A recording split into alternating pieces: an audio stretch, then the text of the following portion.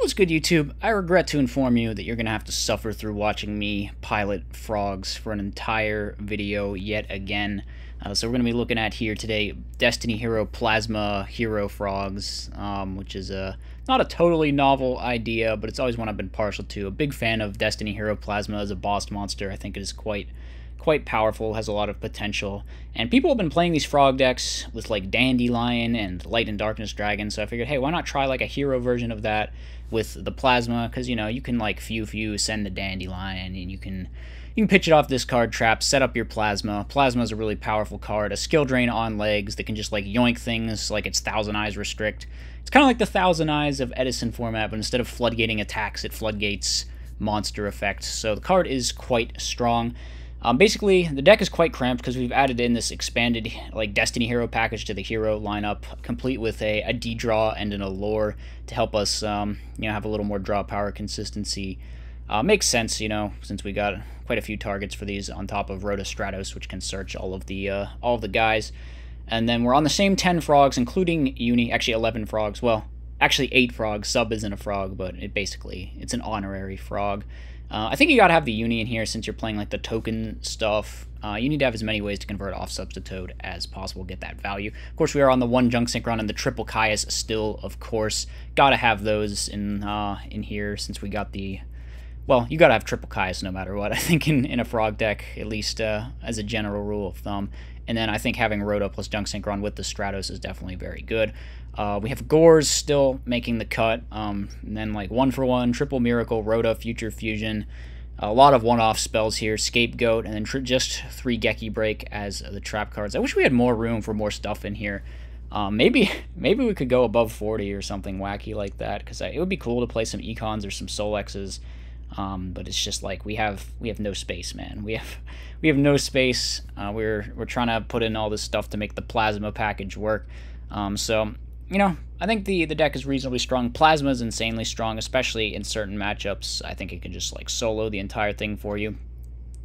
So yeah, definitely an interesting build, sort of deviation of the Hero Frog deck. Let's go ahead and let's take a look at some replays. So first match is up against Disaster Dragons, which they're on Burial, actually. That's a little bit of a weird one. Burial and Return.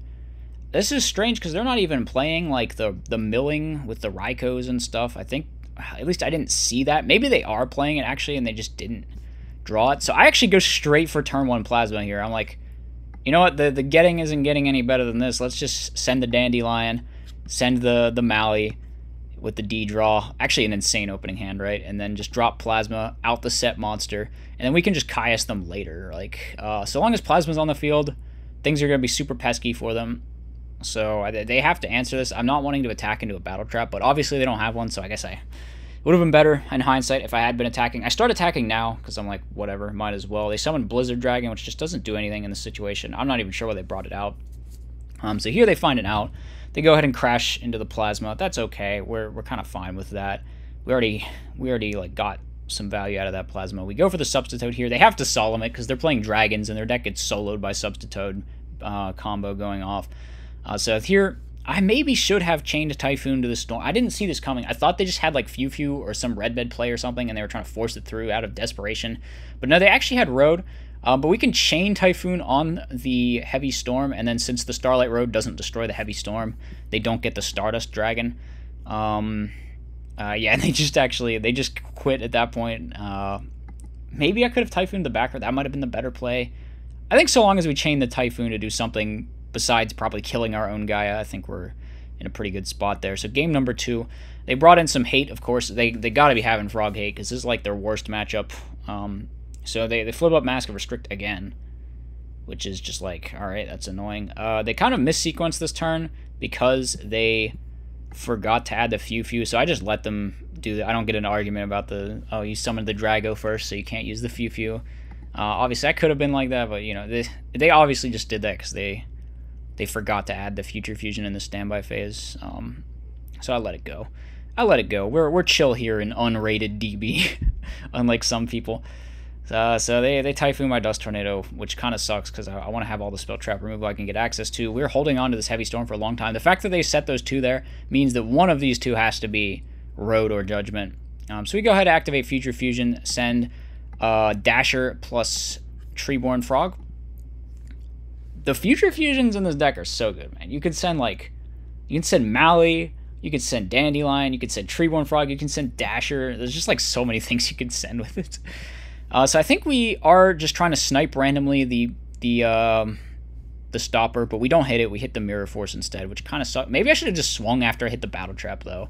That is, like, a possibility, because we end up just saying screw it and attacking this turn. And we have another Geki break, so we can go to try and take down. I think this card is the one we're definitely going for. We know this one has to be some kind of stop. So the road can't work in the down step, so I just let them do this, and then we go for that back row and then activate Heavy Storm.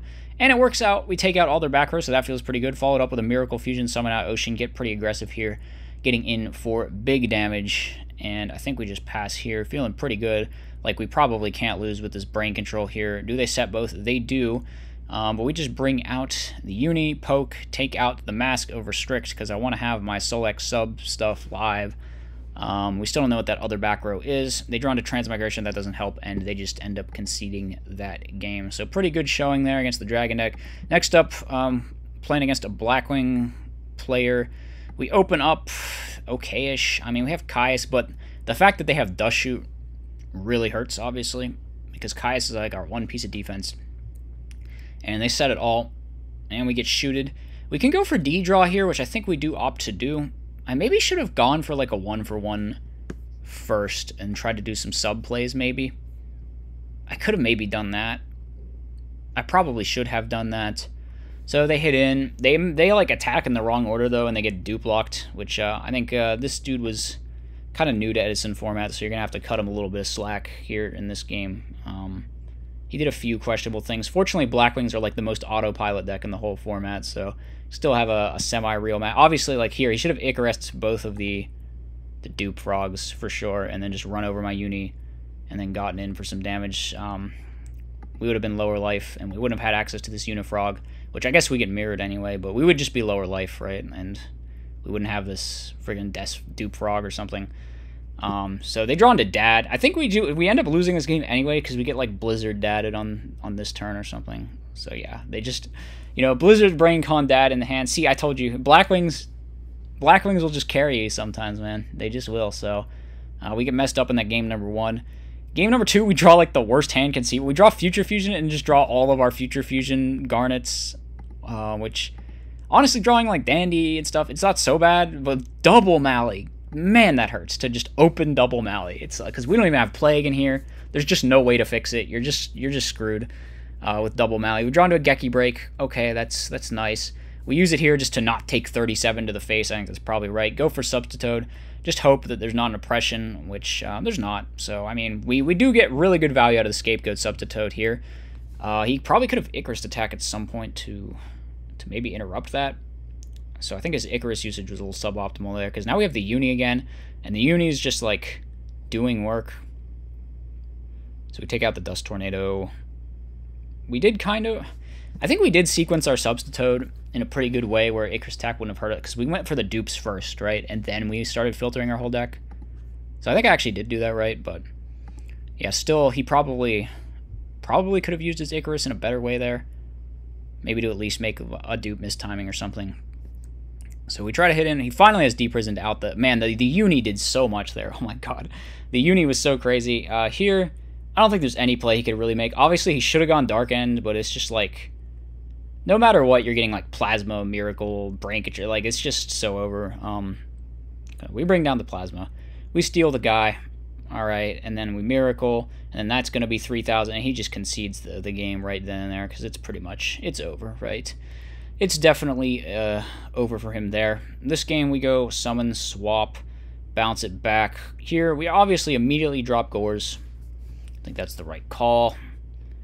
And then here, I think we misplayed here. I like thought for a while about what to do this turn, and then I just like stopped thinking and decided to put my stuff to attack mode. And yeah, I don't know. We get Icarus, and then we go for Brain here. Maybe I should have just tribute set my guy. I don't know. Because it's like, it's really rough if he has Blizzard, and he has 2 Blizzards. But he goes Brionic. This was a really weird play. Obviously, he should have just gone armed wing and started hitting in for damage, which I guess the downside there is that the Mali is in rotation, and then we can maybe banish it, go for some plasma line, and then have Miracle Fusion set up. So I get, actually, weirdly enough, going Brionic to bounce the Mali wasn't that terrible, but bouncing the Treeborn just like costs another card, but I guess he just wanted to get aggressive. And now we go for Goyo Steel. I don't know if we did this optimally. I think I didn't want to lose to like Brain Dad top deck, so I'm like, I have to make Absolute Zero, because we know he doesn't have either in his hand, I'm pretty sure. Or no, we don't know that he doesn't have Brain Control, but we know he doesn't have Dad. So if he were to top deck one of the two, we would die if we don't make the Ab Zero safety blanket. So I go ahead and I just banish the Mali and I make it. The downside obviously is that means that later potentially we won't have enough fodder to do a plasma play. So we try to go for this attack. Okay, it's Collude. We tribute summon the Caius, banishes, but then he has Torrential. I'm like, shit, that's so bad. Oh, that is so bad for us. Yeah, I mean, Icarus was really bad too there. Maybe I just played that turn wrong. I'm not sure. I think about what's optimal to do here. I decide to special swap in defense mode. Any Piercer and we're dead. Shura and we're dead. But if he were to top deck like a Blizzard, we die. I think Gale is the one top deck in his deck that just kills us. That kills us whether or not we summon, or if we don't summon the swap. Whereas everything else kills us whether or not we summon the swap. So I just decided to summon the swap, and they actually top deck to the Gale. I'm like, oh my god, I'm so smart. And then we draw Caius. I'm like, oh my god, I'm so smart. I'm such a genius. I'm so glad I did that swap frog play. I would have freaking been, I would have died. It would have been tragic. So we hit into a deep prison. Okay, that's fine though. We have the Stratos. Now it's just Brain Control, and he draws into a dead Dust Shoot. Maybe I shouldn't have respected this back row so much, because I think Torrential is gone at least. Or we like got Torrentialed. I think Mirror's still out, so maybe, I don't know. We have double dupe now, so we're not really scared of anything, no matter what that back row is. And now we bring out the Plasma, and even if he has the Icarus attack here, we can still special Prodigy, summon Dasher, go for game. So he is just, he is cooked by the Destiny Hero Plasma coming down and yoinking the Shura. So I think this was, yeah, I don't know. I think we played pretty well in this game. By like me playing Frog standards, obviously. I'm not very good at the Frog deck, notoriously. So, yeah, anyway, let me know what you thought in the comment section. I think this is a cool take on the Hero Frog deck. I just really love Destiny Hero Plasma, man. I like dropping Plasma. I like yoinking guys. I like having the skill drain on legs. It's very funny. So, yeah, that's going to be it. That's going to wrap up the video. I'll see you in the next one.